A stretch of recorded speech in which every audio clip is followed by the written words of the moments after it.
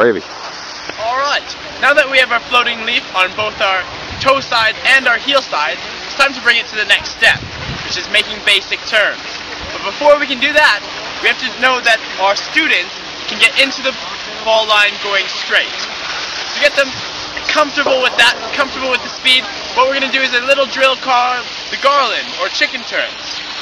When we're doing this drill, we're going to start our students in a floating leap on their heel side. About 2 meters in, you're going to want them to put all their weight and initiate with their body so that their board goes right into the fall line. From there, they're going to go right back onto their heel edge to stop themselves from getting too much speed. You can start them off at simple angles such as 30 degrees and then progressively make it deeper and deeper until they get right straight down into the fall line, right? So I'm doing a quick demo of what you want your students to do, and from there we'll do it on our toe side.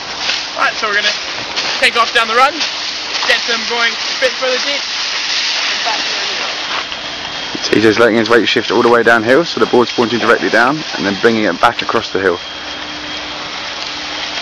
Just to get used to the board going flat and just picking up speed. Now we've practiced our garland turns on our heel edge, we're now going to practice the same technique on our toe edge, just to make sure that our students are getting used to coming into the fall line from both edges.